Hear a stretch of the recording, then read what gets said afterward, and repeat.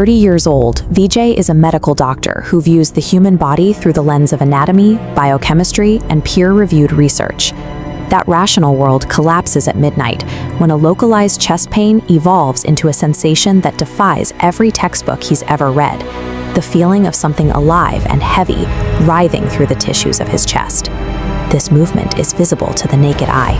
A dark, corded mass bulges against his ribs and begins to travel slowly towards his throat, as if a thick vein had suddenly detached from his heart and started to hunt. Within 72 hours, Vijay's weight drops by 13 kilograms. His skin takes on a cyanotic blue tint, yet his oxygen levels remain normal. Every blood panel, CT scan, and X-ray comes back pristine. We are looking at a total systemic collapse, where every diagnostic tool indicates perfect health.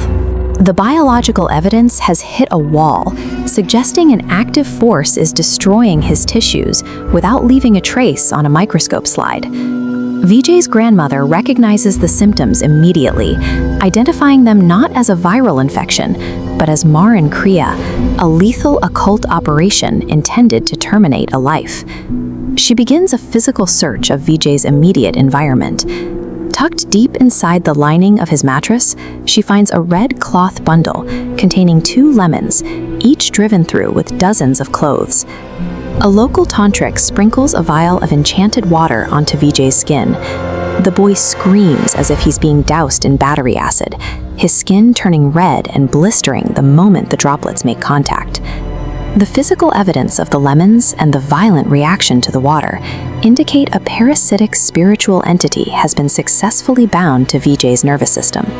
To sever that bond, Vijay's father follows the tantric's instructions to an old mango tree bordering the local graveyard, where the soil has been recently disturbed. Buried in the roots is a clay effigy. It is wrapped in a tattered red cloth and has 7 rusted iron nails driven through its chest. As the tantric removes the nails one by one, the physical effects on Vijay are instantaneous. With the first extraction, his breathing stabilizes. With the 7th, the doll spontaneously combusts and the dark dust beneath Vijay's skin vanishes. The tantric points to the doll's head, where strands of Vijay's own hair and fresh fingernail clippings were molded into the clay. These aren't materials you can scavenge from a floor. They had to be harvested directly from his person while he was sleeping. The logistical reality of the doll's construction means the perpetrator wasn't a distant enemy. To find the source of the attack, the family has to look at the people who have had unrestricted access to Vijay's private quarters. The grandmother admits she was once a practitioner who specialized in breaking these exact types of curses. Decades ago, she attempted a crossroads transfer, moving the curse into an object left at an intersection to ground out. But the grounding failed. Her nephew, Deepak, stepped on the doll before the energy dissipated. The curse instantly latched onto him, and he died. Deepak's mother never accepted the death as an accident. She spent the next 30 years viewing her sister-in-law as a murderer, allowing a grudge to harden into a lifelong obsession.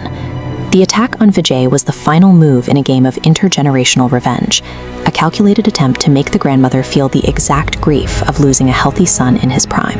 The tantric offers teens dornmanes of the burned doll to reverse the curse onto the sister-in-law, but the grandmother refuses, choosing to let the cycle end with her nephew's survival.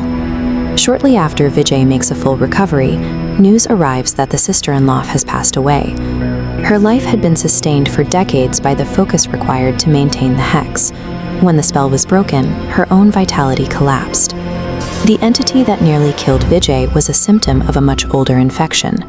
After 30 years, the hatred that fueled the magic eventually consumed the person who cast it.